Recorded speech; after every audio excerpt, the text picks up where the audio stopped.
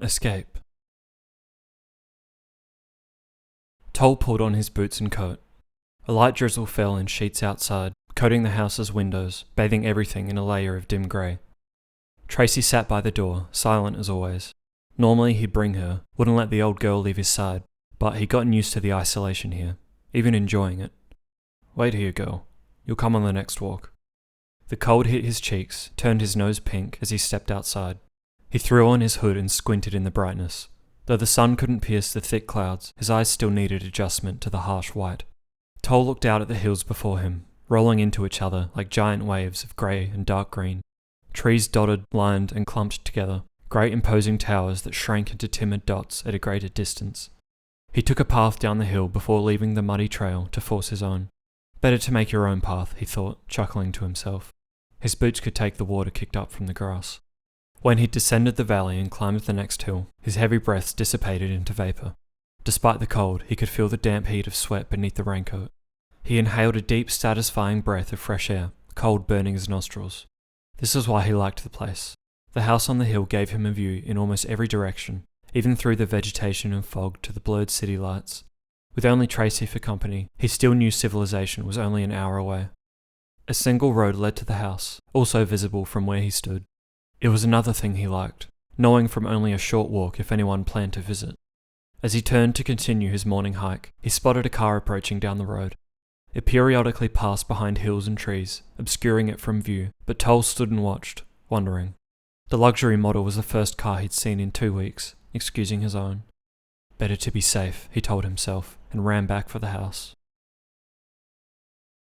He opened the front door, Tracy waiting where he'd left her. He picked her up and sighed. It may be a false alarm, but he hadn't gotten this far in life taking chances. Before he could relax, an alarm buzzed down the hall. He ran into the living room to the television, Tracy still in his arms. He absently ran his hands along her to relax. On the small box screen, a camera feed from the end of the driveway showed the same expensive car turning into his property. The next camera, further down the driveway, caught them continuing toward the house. "God damn it," Toll whispered. He looked down at Tracy. "Looks like you're gonna get that walk after all, girl." He ran back through the hallway into one of the spare bedrooms that faced the driveway. The room was only furnished with a large trunk, and one small window let him look outside to wait for the approaching car. Toll unlatched the trunk and dug through its contents, removing some food for Tracy, placing it in his pocket. Toll opened the window, a floodgate for cold air to rush in and burn his eyes. It hit him and Tracy as he held her up to the window and waited for the car. He saw it before he heard it. They were taking care to be quiet. Before they knew what was happening, that was key. Toll whispered, "Okay, Tracy. Your time to shine." He pulled back the hammer, lined up the sights over the steering wheel, and pulled the trigger. The bullet cracked the entire window and splattered red on the inside from the driver's head.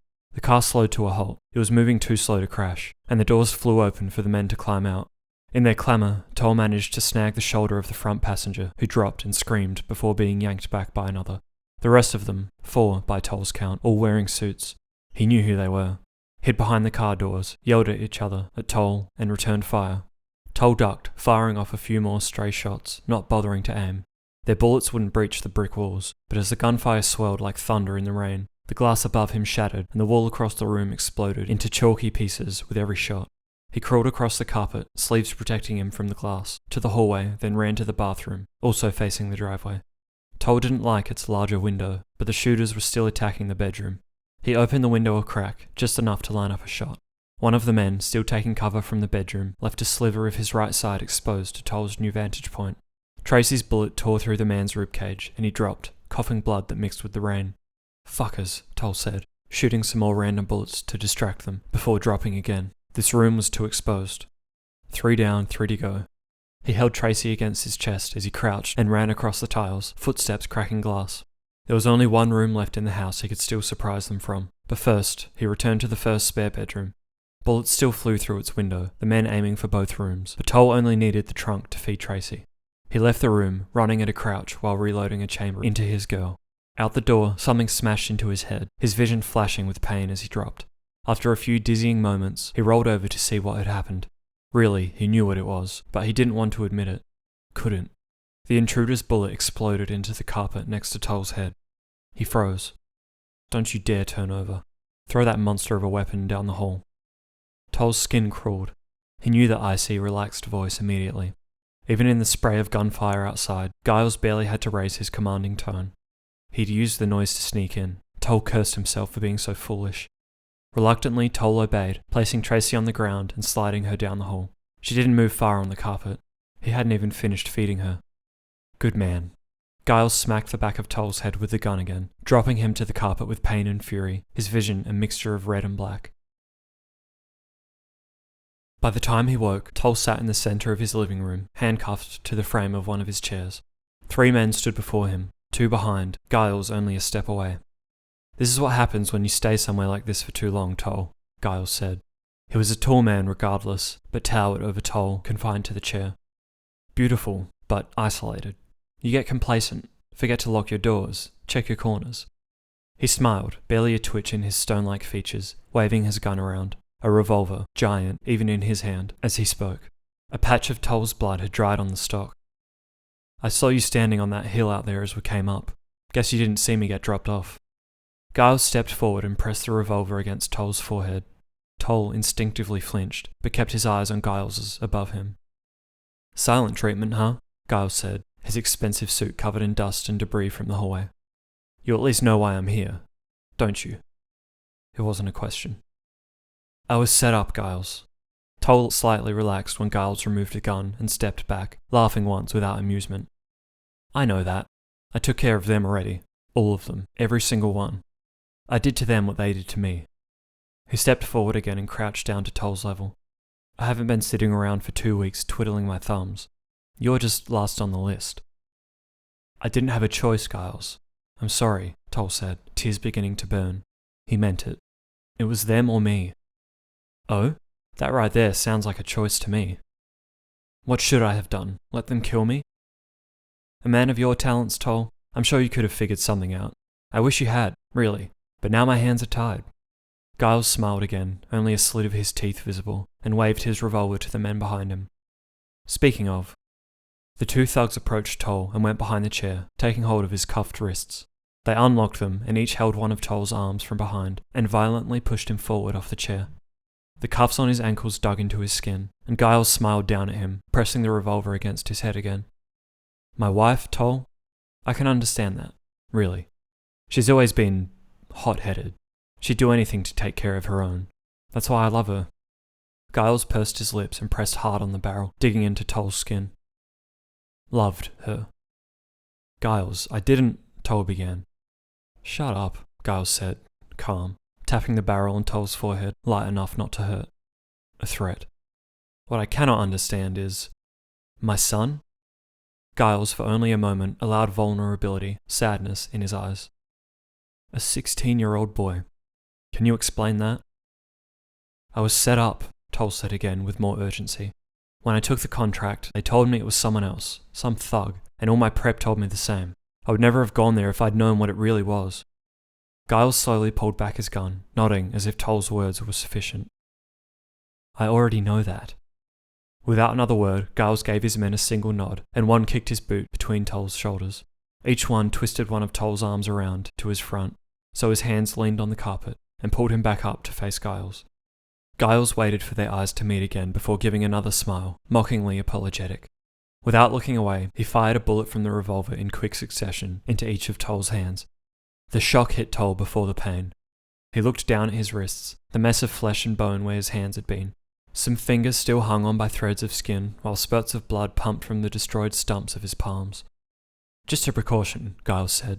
I know you could get out of those cuffs easy. Toll screamed as the pain took over, ears burning.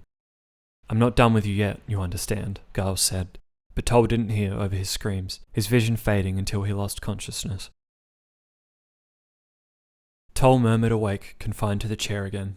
He almost passed out again when he tried to move his hands, the loose flesh and splintered bones pulling against the steel handcuffs. He struggled to focus, but saw Giles in front and over him again. The 2 thugs waited behind, their hands on a young man's shoulders in another chair across from Toll, head drooping. Finally, Giles said. Thought I'd done too much damage. He peered around Toll's chair to look at the mess behind, shaking his head and clicking his tongue. Just had to make sure you were out of commission. He stepped back and walked over to the young man and lifted his head. Toll hadn't seen him for a few months, but he immediately recognized the boy. Probably wouldn't have shot up my car out there if you knew he'd been in the trunk, huh? Giles said, slapping the boy's face. What's your name, son? The boy's face was red and purple, with blood and bruises, tear streaks running down his misshapen cheeks. Kevin, he murmured through swollen and cracked lips. Tell me, Kevin, Giles said, holding the boy's chin and looking at Toll. Do you know who this man is? Kevin managed to open one eye, the other two swollen, to meet Toll's gaze. He shook his head, on the brink of exhaustion. That's a shame. Giles dropped Kevin's head to flop back down to his chest, whimpering. Because he knows you. Let him go, Toll said, all he could manage through the immense pain burning in his arms, along with a few tears. He's 19. He doesn't deserve this. I know what I did. Do whatever you want with me. Let him go. Giles looked between both men on the chairs and smiled. Should you tell him why he's here, Toll, or should I? Stop! The pain of pulling on the handcuffs added to his scream. He's here because of me. I know that. But, please, don't make the mistake I did, Giles. You have a choice here. Giles slowly nodded with narrowed eyes. Look at him, he said. He's a kid. I'm not going to kill him. I'm not a complete monster. Toll relaxed slightly. No. I'm going to give him the same chance you gave mine. Giles nodded to the men behind Kevin, and one threw his pistol on the ground between the two chairs. The other yanked Kevin's chin to look at the gun. Pick it up, Giles said to the boy. What? Kevin said in a daze. Stop, Toll yelled. Shoot me, Kevin, Giles said. Stop this bullshit, Giles, Toll said. Why? Kevin began. His weak voice could only be heard in the ensuing silence. Why are you doing this? Who are you? Listen to me, Kevin, Giles began, crouching in front of Kevin. I want you to shoot me. Shoot me like I just broke into your home with a shotgun capable of tearing a person to pieces with a single shell. Your home where you sleep upstairs, your mother downstairs, where she hears some strange noise. She screams to wake you up, just to tell you there's danger, so she might get you to safety. Your mother picks up the gun to defend herself, her family, but before she can even turn to look, you hear a gunshot. So you come downstairs with your own gun, the one kept in your father's safe, only for emergencies. You come to see what all the commotion is, but before you can even process what you're seeing. Well, you play your part, Kevin, and I'll play mine. Can you do that for me? Kevin's breath quickened before he was pushed to the floor. He began crawling towards the gun, weak, dragging himself across the carpet. Stop, Kevin, Toll shouted, but the boy didn't listen. Please, Giles, he doesn't even know who I am. Leave him out of this. Oh, but see, Giles said, pointing his revolver at Kevin. You know who he is. That's all that matters. Kevin reached the gun halfway between both chairs. Laying on the ground, barely able to see out of one eye, the boy picked up the weapon, cold and heavy, and tried to aim it at his target. His arm and hand shook uncontrollably, while tears squeezed between his heaving breaths. I must say, I did not expect this, Giles said, amused. Kevin pulled the trigger, and the bullet scraped through the flesh of Toll's right leg. Toll screamed as blood sprayed and poured from the wound, missing the bone but ripping a tunnel through the muscle, burning almost as painful as his wrists. I guess he really doesn't know who you are, Giles said, with the most genuine smile he'd produced. Kevin's apologetic features matched the tone in his voice. I thought, if I shot him instead, you'd let me go, he said, looking at Giles. Please, he said I'm here because of him. Please, let me go. Kid, I like your style. Look at him, Giles said, pointing his gun at Toll, and the boy met his eyes for the first time. This guy? He's your brother. He's been watching you for years, ever since he abandoned you. A flicker of recognition flashed in Kevin's eyes, but Toll knew the boy had been too young to remember anything meaningful. Toll had barely been a kid himself. Now, I understand, Giles continued, while the brothers watched each other. He's an arsehole. He left you with your arsehole parents, and somehow you turned out pretty normal. But, deep down, beneath all that, you're still family. Toll here still really cares about you. That's why I have to do this. Blood exploded from the side of Kevin's head while his eyes, still on Toll, flashed confusion before rolling back into his head. The gunshot fired from Giles's huge revolver left Toll's ears ringing as his 19-year-old estranged brother collapsed, blood pouring from his nose and mouth and the giant hole in his skull the bullet had left in its wake. Toll screamed. The pain from his leg, his wrists, blended into the rage overtaking his whole body as he screamed and screamed, everything red. "What an exciting turn of events," Giles said, yelling to his thugs over Toll's screams. He stepped towards Toll and smacked him with the revolver again, silencing him into a painful daze. "Get him into the car," Giles said. "I'm not even close to finished with him yet." He hit Toll again to send him into unconscious agony.